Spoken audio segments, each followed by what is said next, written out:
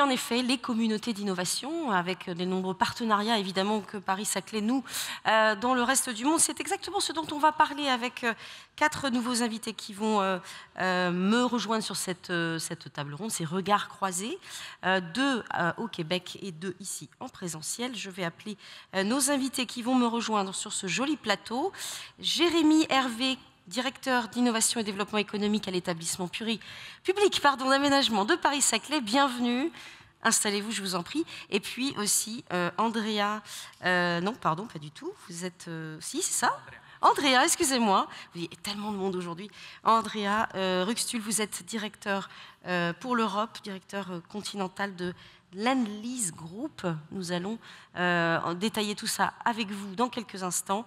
Et puis aussi, et je switcherai évidemment cette séquence en anglais pour rejoindre nos invités. Welcome to you. The first one is Luc. Bienvenue à Luc Sirois. Innovateur en chef from Québec. Hi Luc. Luc Sirois, innovateur en chef du Québec, en visio avec nous. Bonjour, bonjour. On reste en français, me dit-on. Très bien, parfait. Bienvenue à vous, en tout cas, Luc. Et puis, nous accueillons aussi Vincent Aimé. Bonjour, Vincent. Bonjour. Bonjour, bienvenue à vous. Vous êtes vice-recteur à la valorisation et au partenariat de l'Université de Sherbrooke. C'est bien ça? C'est bien. Merci beaucoup de nous rejoindre sur Paris Spring aujourd'hui. Alors, je parlais des communautés d'innovation, chers messieurs. Alors, je vais commencer par vous, Jérémy Hervé, qui êtes connecté depuis le Québec, si vous m'entendez toujours.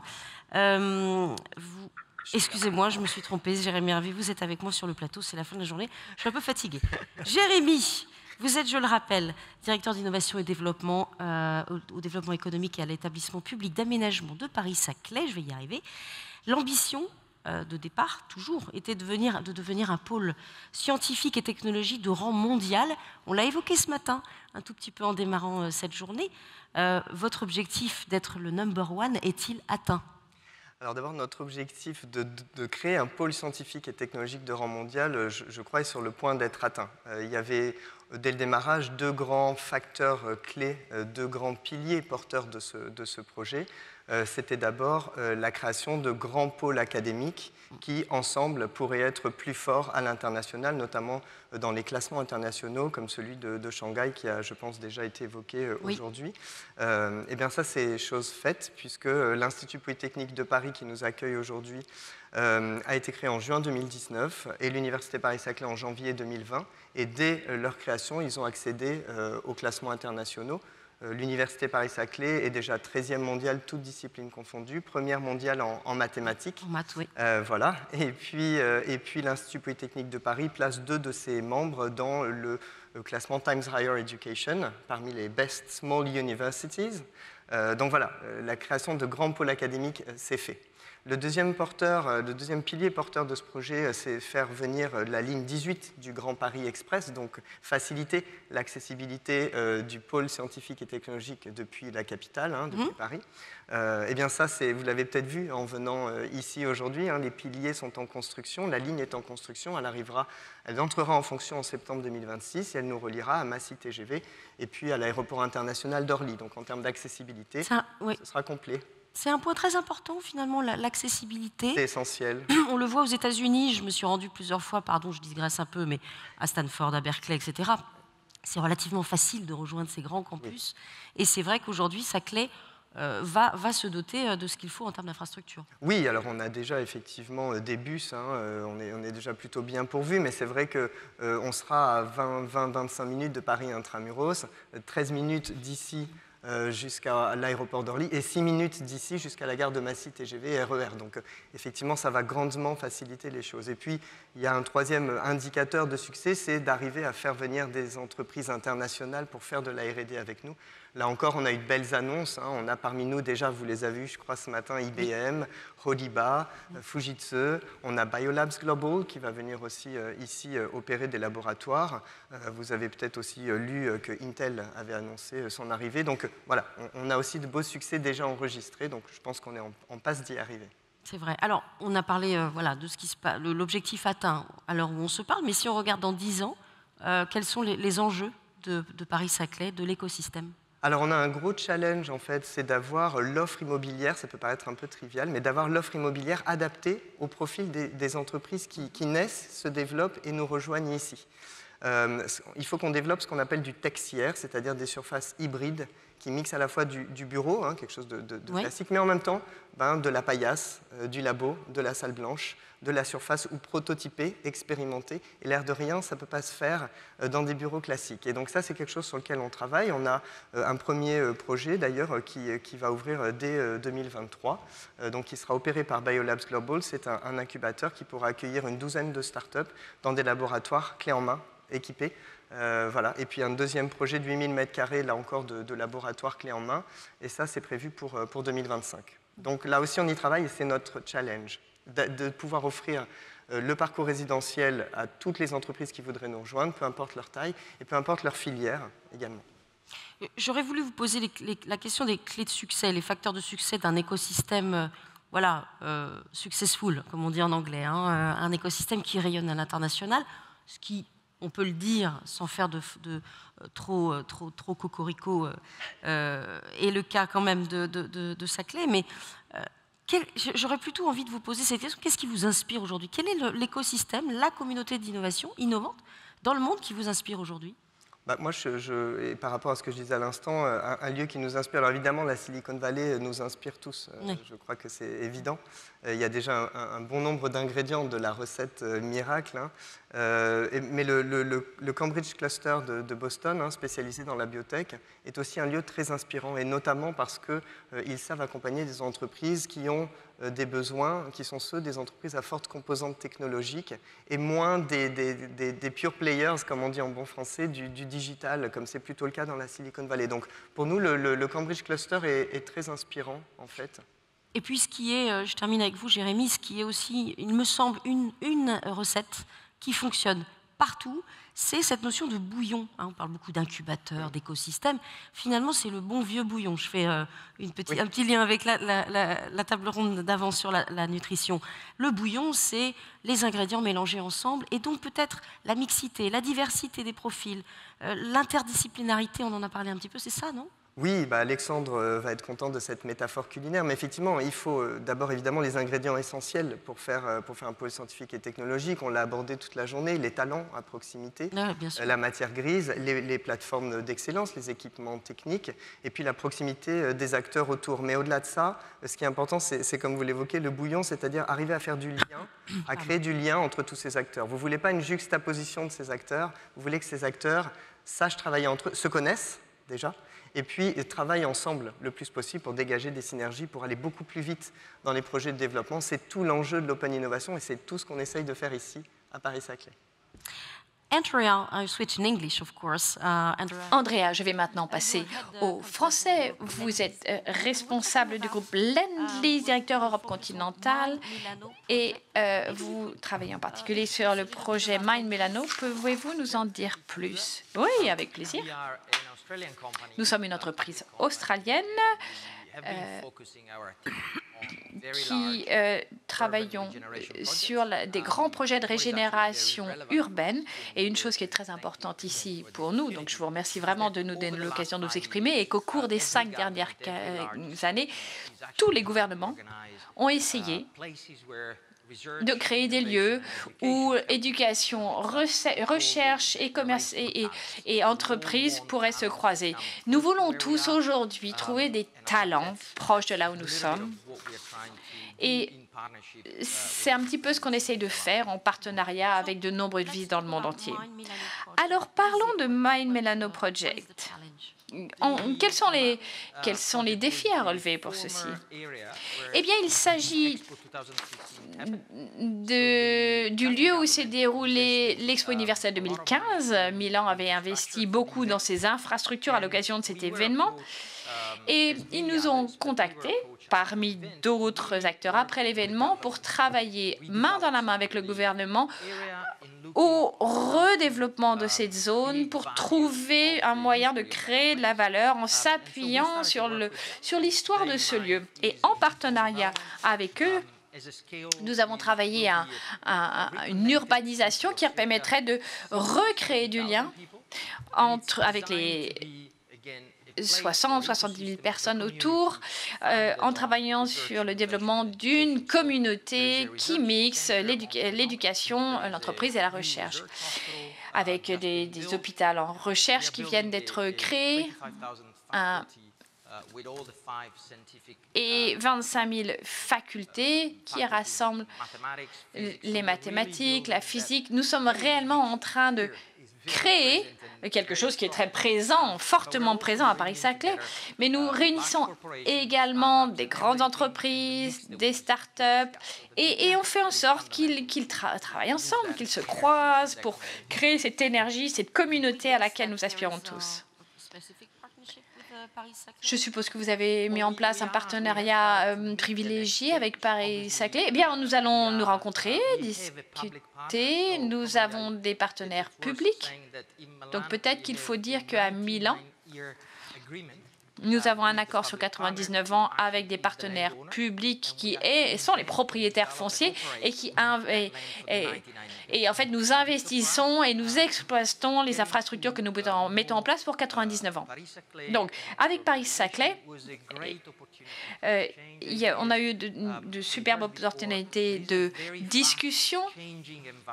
L'environnement change très vite dans le milieu de l'innovation. Les grandes entreprises sont en train d'évoluer rapidement vis-à-vis de l'innovation. Et donc, il est essentiel d'avoir des lieux de rencontres, mais ces lieux doivent s'adapter très rapidement. Nous en sommes conscients. Pour être capable de comprendre, il faut qu'on discute pour voir comment s'adapter rapidement. Parce que construire un bâtiment, ça prend quelques années, pas plus. Sauf que la visibilité des entreprises, elle se fait en 6 mois. Donc, en fait, si on se contente de suivre les décisions des entreprises, on a toujours un train de retard. Il faut vraiment qu'on discute ensemble pour travailler en réseau. Une autre partie de notre action qui est vraiment très enthousiasmante, c'est l'approche naturelle à la compétition.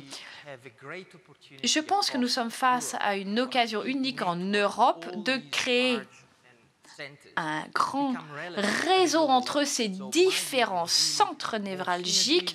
Et donc, j'en appelle à plus de synergie, plus d'échanges. Vous avez entendu aujourd'hui que Paris-Saclay était la première école en mathématiques au monde. Donc, si on ajoute les capacités informatiques, si on investit dans des infrastructures, pourquoi ne pas élaborer des partenariats entre nous, les différents sites, pour créer réellement, partager entre les écosystèmes et être plus forts les uns aux autres. C'est pour ça que nous aimons discuter entre nous, échanger sur ces sujets. Très bien. Je comprends que vous êtes totalement pro-européen, un vrai Européen dans l'âme. Et c'est intéressant ce que vous dites à propos de l'idée de concurrence. Bien entendu, il y a une forme d'émulation. Mais pour faire face à la concurrence mondiale, face à l'Asie qui est extrêmement innovante et à d'autres pays du monde, vous souhaiteriez envoyer un message au reste du monde sur les capacités européennes? Oui, enfin, mon point de vue, mais c'est mon point de vue personnel. L'Europe est probablement la mieux positionnée au monde pour faire avancer l'innovation. Et on peut le montrer, parce que si on pense aux 3 différentes étapes, dans les années 80, on a créé l'innovation, ensuite dans les années 90, on est arrivé sur le marché, et toutes ces innovations parlent de qualité de vie. Et l'Europe sait mieux que partout ce que c'est que la qualité de vie, la nourriture, tout ce que l'on fait a pour objectif d'améliorer la qualité de vie, d'améliorer les communautés, d'améliorer les sociétés. Et ça, ce sont des choses qui font l'objet de différents exercices, de différents débats. Mais je pense que c'est quelque chose sur lequel on peut vraiment capitaliser. Et c'est au cœur de la nouvelle génération, de la prochaine génération d'innovation. La culture, effectivement, qui est au cœur probablement de tout, d'ailleurs. Merci beaucoup pour ce partage. Restez avec nous, bien entendu, pendant que nous continuons. Et nous allons maintenant repasser en français pour rejoindre le Québec. Est-ce que vous êtes toujours avec nous? Oui, bonjour. Alors, je vous retrouve, Luc Sirois. Je rappelle que vous êtes, allez, comme ça, je le dis, innovateur en chef du Québec. Ça vous convient comme définition? Oui. Début février, vous avez annoncé un nouveau projet de création de zones d'innovation regroupant des acteurs de la recherche, de l'industrie, des milieux de l'enseignement et de l'entrepreneuriat. C'est un projet évidemment ambitieux. Quels sont les enjeux de ce projet globalement? Est-ce qu'on peut en parler et notamment ces aspects de durabilité qui vous sont chers? Ici au Québec, rappelez-vous, nous sommes à l'entrée de l'Amérique. C'est une nation qui, par définition, a toujours été un lieu, le long du Saint-Laurent, qui est une porte d'entrée, un lieu de, on explore, on colonise, on est une nation qui construit de bâtisseurs et cette réalité-là, elle imprègne tout ce qu'on fait. Les nations dans le monde veulent tous devenir la prochaine Silicon Valley. L'inspiration de Boston aussi, hein, Jérémy nous le dit, est très forte. Et la réalité des bâtisseurs, des nations qui bâtissent, des communautés qui bâtissent, elle est en région. Elle est partout ici au Québec. La créativité, elle est partout au Québec. Et donc, le projet de zone d'innovation, c'est de faire de cette vallée du Saint-Laurent un lieu d'accueil pour stimuler l'émergence et faire fleurir la créativité des Québécois, des Québécoises, des entreprises ici dans des domaines tout aussi variés que le secteur du quantique à Sherbrooke. On en parlera dans quelques instants. Le secteur de la microélectronique à Bromont, les secteurs des énergies propres, des énergies vertes, le secteur de la cybersécurité, la santé. Donc, toutes les communautés à travers le Québec définissent des projets comme ça sur lesquels ils veulent briller et le gouvernement travaille avec eux pour arriver à créer ces lieux où on travaille, on invente et on vit. Et on vit, on le disait à l'instant. Vous m'entendez toujours, Luc, correctement? Je voudrais juste m'assurer que la liaison est bonne avec vous. Oui, vous avez l'air de m'entendre correctement. Mais je vous entends. En fait, le son, il n'y a quasiment pas de retour. C'est revenu. Il n'y a pas de retour. Si vous m'entendez, Luc Sirois, est-ce que vous m'entendez? Oui, je vous entends. Oui, super. Alors, je vais vous reposer ma question. On parlait juste à l'instant avec Jérémy et Andrea des aspects culturels, lifestyle, qualité de vie, le bonheur finalement. Hein, innover, c'est bien, mais innover, c'est mieux quand on est dans la vallée de Saint-Laurent. Est-ce que vous pariez là-dessus aussi au Québec? C'est fondamental. Une zone d'innovation est un endroit où on peut vivre. Et étonnamment, lorsqu'on parle aux leaders des zones d'innovation qui ont du succès, l'attention aux détails de la vie est prédominant. La présence de parcs, la présence de lieux pour la famille, la présence on a nommé, Jérémy, l'importance du transport, l'importance non seulement des lieux pour travailler, donc de l'immobilier pour travailler, mais des endroits pour vivre, des endroits, des écoles. Donc, le bonheur, le bien-être, aujourd'hui dans le travail, dans l'industrie du savoir, il est partout parce que c'est nos vies que l'on crée, c'est notre futur que l'on crée, c'est le futur pour nos enfants, donc le tout doit absolument être intégré. Je vais passer la parole à Vincent Aimé, toujours aussi, depuis Sherbrooke. Est-ce que vous m'entendez, Vincent? Très bien. Super. Je rappelle que vous êtes vice-recteur à la valorisation et au partenariat de l'Université de Sherbrooke. Quels sont pour vous les enjeux de votre côté? On parle de communauté d'innovation, d'attractivité, attirer les talents. Qu'en est-il chez vous, à l'Université de Sherbrooke? Bien, peut-être un peu de détails sur ce qu'est l'Université de Sherbrooke. Là, par contre, j'ai trop de retours. Il y a trop de retours. Donc, je m'entends parler. Ok, ça fonctionne? Est-ce que vous m'entendez? Moi, je vous entends parfaitement bien, oui. Ok, c'est bon. Et donc, on a l'opportunité à l'Université de Sherbrooke d'avoir été à la base de la création des 2 premières zones d'innovation, justement, dont vous parliez juste avant. Une dans le domaine de la microélectronique et l'autre dans le domaine du quantique. Et évidemment, il y a un intérêt à pouvoir mutualiser dans ce genre d'écosystème à la fois la formation et des milieux de formation à l'état de l'art pour nos étudiants et étudiantes, et d'être capable d'attirer les talents dont on parlait tout à l'heure, de pouvoir aussi développer des espaces qu'on dirait work, live and play, pour que les gens ne voient pas juste le travail dans ces zones comme étant un lieu de travail, mais un lieu de vie. C'est vraiment très important parce que nous sommes dans des sujets qui sont extrêmement compétitifs en termes d'attraction de main-d'œuvre. Et donc, il y a vraiment toute une réflexion à avoir parce que le plus gros enjeu pour nous, c'est est-ce qu'on va réussir à attirer les ressources en lien avec la croissance scientifique et économique qu'il y a dans ces écosystèmes. Alors, un des sujets, vous l'avez évoqué rapidement, un des sujets qui est stratégique et qui fait justement cette bataille pour les talents, cette lutte acharnée que mènent à la fois les entreprises mais aussi les pouvoirs publics, c'est le quantique. Est-ce qu'on peut imaginer demain qu'il y ait vraiment des synergies plus fortes entre les différents pôles d'innovation, notamment entre Québec et la France et l'Europe, pour justement essayer d'être plus forts à plusieurs? Ouais, j'en suis convaincu et on a plusieurs éléments en appui à ça, notamment il y a beaucoup de relations entre l'Université de Sherbrooke et la France par plusieurs collaborations, notamment via le CNRS. En fait, on a aujourd'hui 2 laboratoires CNRS à part entière qu'on appelle les International Research Laboratory, un dans le domaine des micro-nanotechnologies et l'autre dans le domaine du quantique qui a été annoncé le mois dernier. Et ça fait que nous avons des liens avec beaucoup de laboratoires en France. Pour le côté microélectronique, historiquement, c'est sorti de la région Rhône-Alpes. Pour le volet quantique, c'est distribué notamment sur Paris-Saclay. Aujourd'hui, entre Sherbrooke et Saclay, il y a une dizaine de thèses en co-tutelle.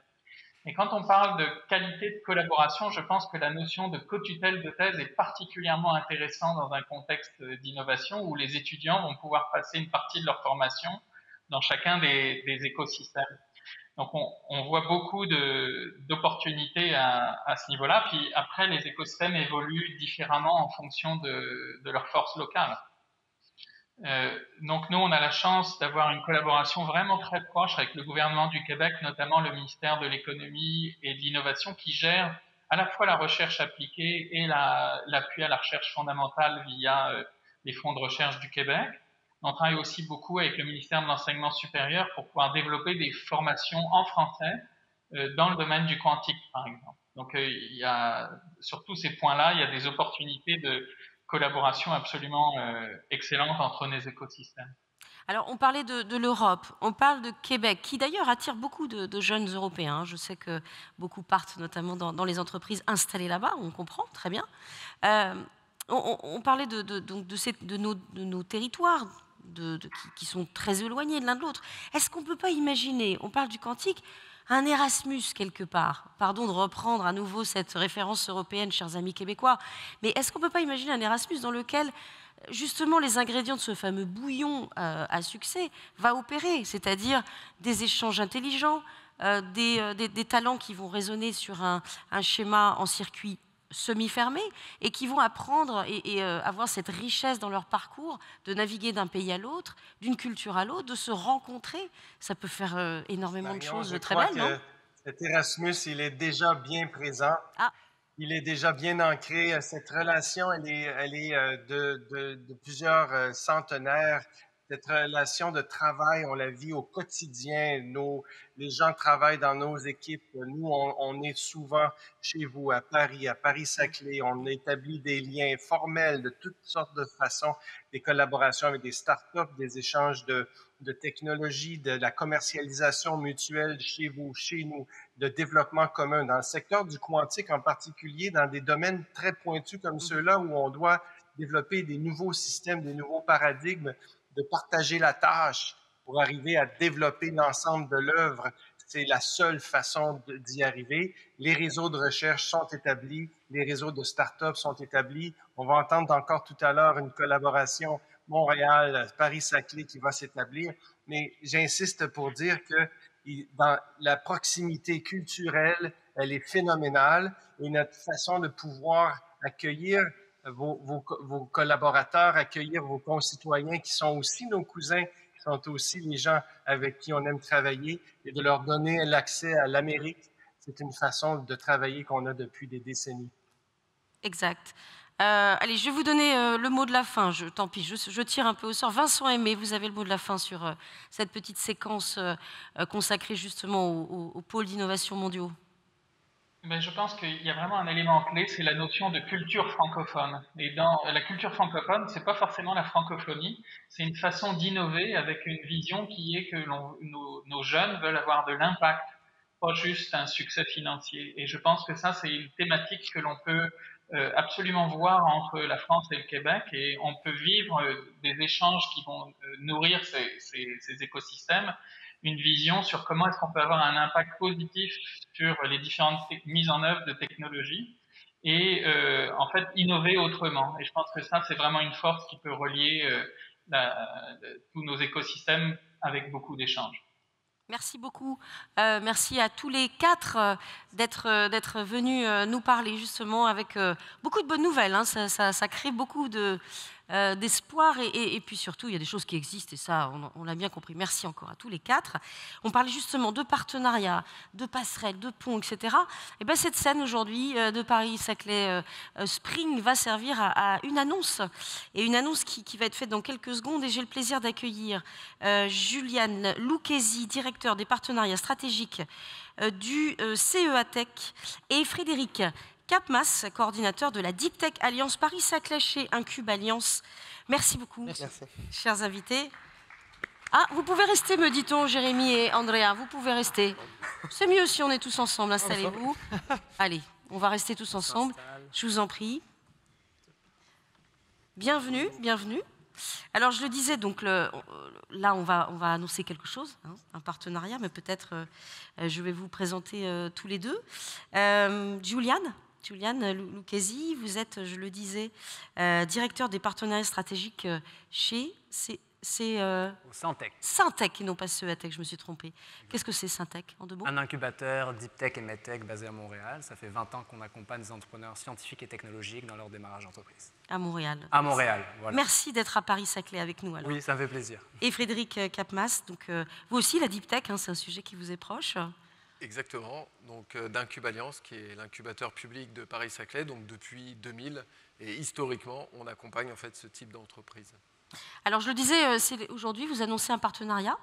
Racontez-nous un petit peu, quel est ce partenariat, en quoi ça consiste? Oui, je vais peut-être parler de l'historique. Oui. Rapidement, on s'est rencontrés, Frédéric et moi, en 2019. Donc Incube Alliance était venu visiter Montréal et a trouvé le Syntec. En fait, connaissait déjà le Syntec depuis quelques années. Notre modèle, il y avait beaucoup de ressemblances dans les modèles. On s'est rencontrés pour partager un petit peu déjà des bonnes pratiques sur nos différents programmes et on a commencé à parler de nos axes de collaboration.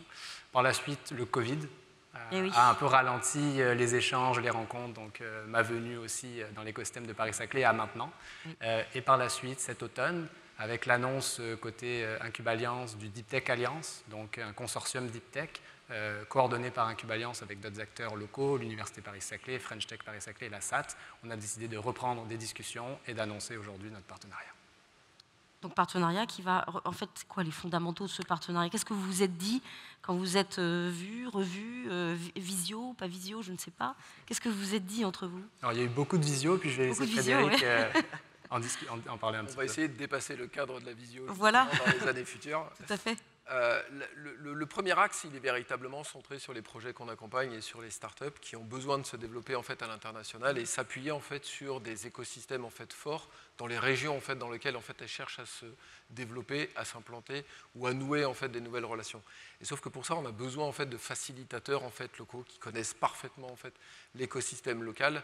Et ça, c'est la première raison, voilà, de notre lien en fait aujourd'hui. Deuxièmement, c'est vraiment en fait à l'échelle en fait entre nos incubateurs de pouvoir se nourrir en fait dans nos développements en fait croisés. On a même si on a des ressemblances, on a des histoires en fait différentes, des trajectoires en fait différentes, mais au final en fait on s'intègre dans des écosystèmes d'innovation qui sont en plein boom, en pleine transformation, et il est important en fait de se nourrir de ce qui se passe en fait en dehors de nos murs, de ne pas rester en fait en vase clos et pouvoir en fait travailler comme ça dans des logiques en fait de collaboration. Et puis le dernier axe, c'est que pour pouvoir en fait se développer, évoluer, ces entreprises en fait, ont besoin de travailler avec des collaborations en fait, à d'autres niveaux, et notamment en fait, avec des grands groupes. Et il se trouve que déjà, en fait, on avait,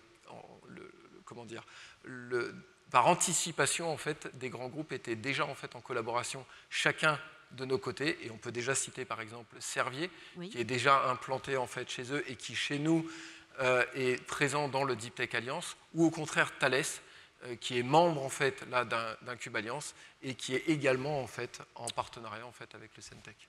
Oui, exactement. Ça fait maintenant 3 ans qu'on travaille avec Thales, qui a implanté une équipe d'innovation au Centec pour identifier des startups dans le domaine de l'intelligence artificielle au Québec. Donc on les aide dans ce sens. Et Servier, ça fait 2 ans qu'on travaille avec eux pour un peu les mêmes raisons, s'intégrer dans notre écosystème local en santé et IA.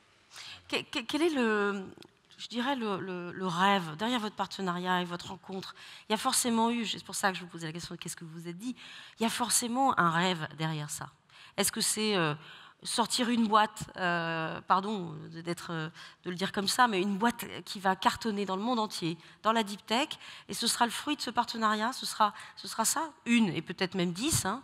Oui, ben en effet, c'est sûr que le rêve, on commence une relation Paris-Saclay-Québec, mais le rêve déjà, c'est d'avoir un réseau de hub deep tech à disposition de nos entreprises, donc pour que les entreprises québécoises aient accès à un réseau en Europe, en Asie, aux États-Unis et vice-versa. Donc là, c'est une première pierre, mais le but, c'est d'aller plus loin. On a déjà entamé des discussions avec d'autres hubs deep tech, parce que les compagnies deep tech développent de la haute technologie. Ce n'est pas juste pour rester dans sa région, dans son pays, c'est pour aller à l'international. Ça doit être intrinsèque à leur développement. Donc ça, c'est le côté rêve. Mais je peux donner peut-être un exemple déjà qui illustre un petit peu ce rêve ou la concrétisation.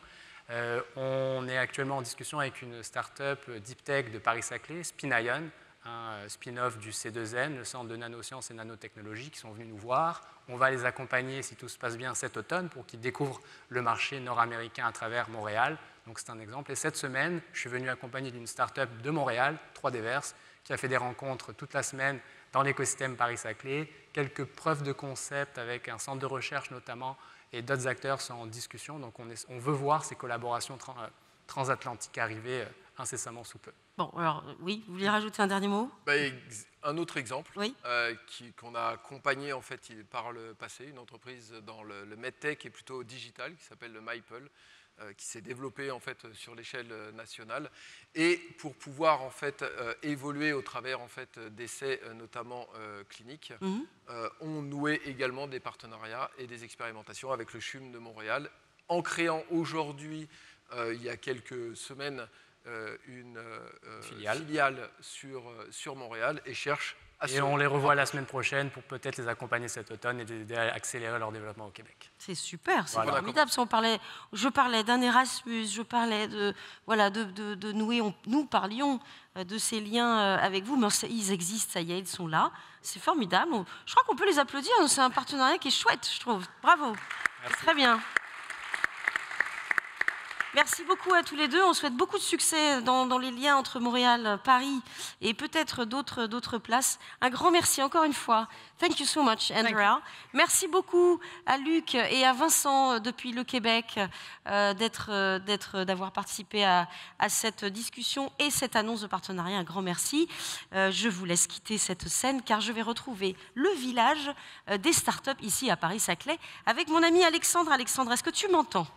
Évidemment, Marion, je t'entends. Et les annonces qu'on vient de voir et d'entendre sur la scène sont l'illustration parfaite de toute l'importance des rencontres qui peuvent avoir lieu ici à Paris-Saclay Spring, sur le village des startups, où il y a des stands partout de plein de startups, y compris aussi de leurs sponsors. Et je suis là sur le stand de Servier avec Philippe Guédon. Vous êtes directeur du site de Biolab à Paris-Saclay. Vous êtes l'opérateur qui va gérer l'incubateur de startups du futur centre R&D de Servier. Pourquoi est-ce que vous rejoignez cet écosystème de Paris-Saclay? Alors déjà, je dis bonjour à tout le monde. En fait, cette question elle est tout à fait pertinente, puisqu'en fait, il faut remonter à 6-8 ans en arrière, où Servier, à Boston, était sponsor d'un des sites de Biolabs.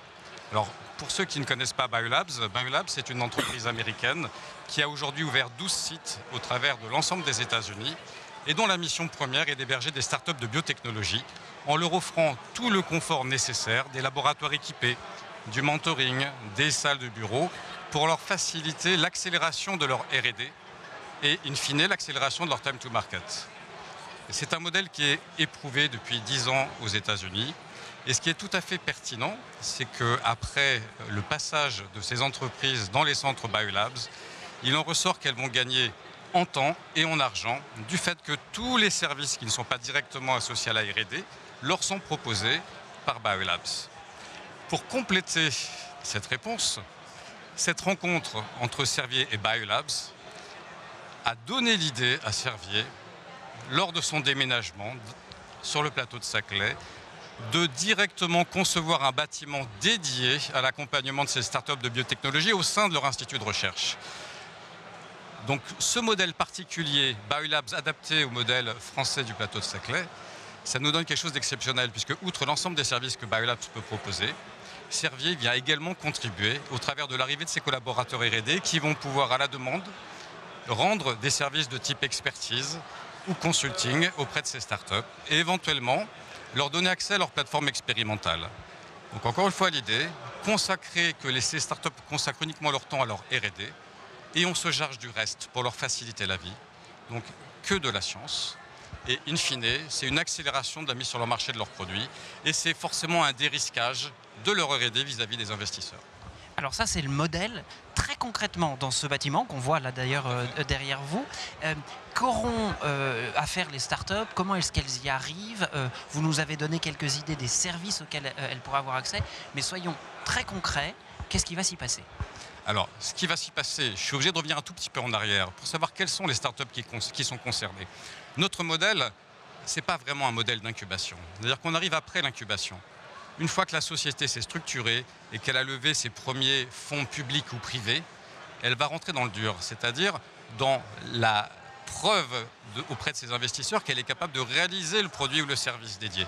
Et donc cette phase R&D, c'est là que nous, on va intervenir.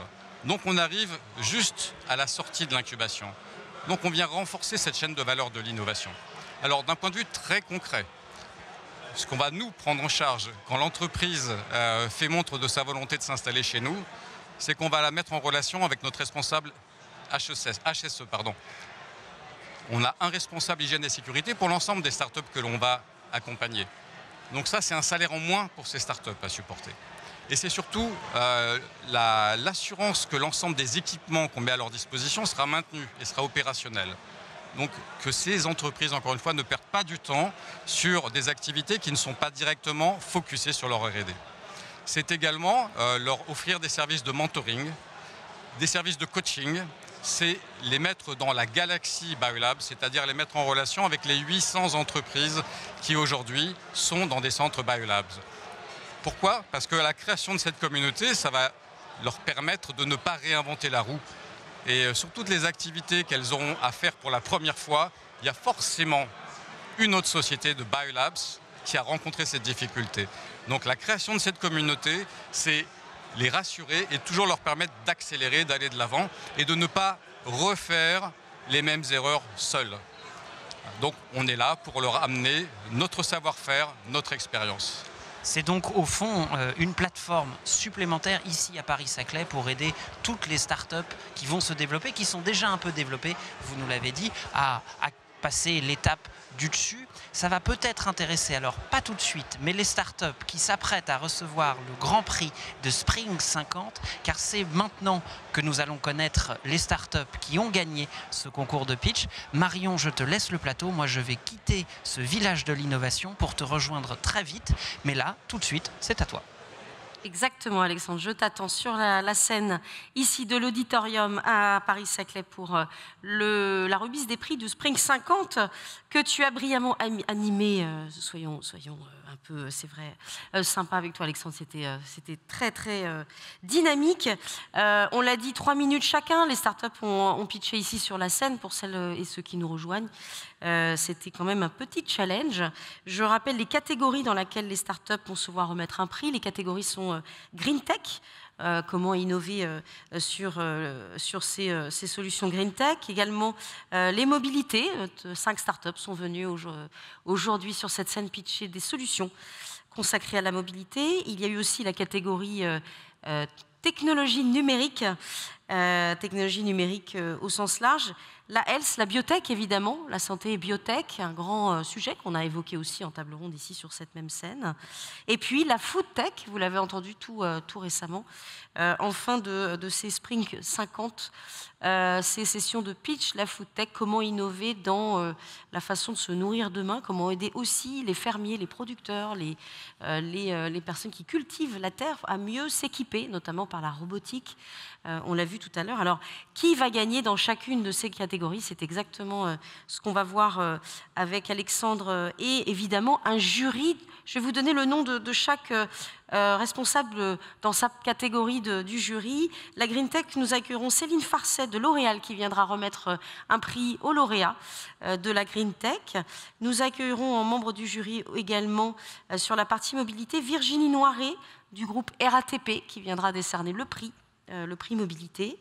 Nous accueillerons pour la catégorie technologie numérique Frédéric Imbert, qui est membre du directoire d'Innovacom, qui viendra donc remettre le prix des technologies numériques. Sur les biotech et la santé, l'e-santé, ce sera Catherine Georges de Paris-Saclay, sur la partie R&D également, qui représente l'Ipsen, donc on accueillera Catherine tout à l'heure. Et puis sur la food tech, ce sera Sarah Thompson chez Danone Research qui viendra décerner le prix de la food tech à l'heureuse ou l'heureux gagnant dans cette catégorie. C'est chaque année depuis 5 ans et c'est maintenant. Après ce jingle.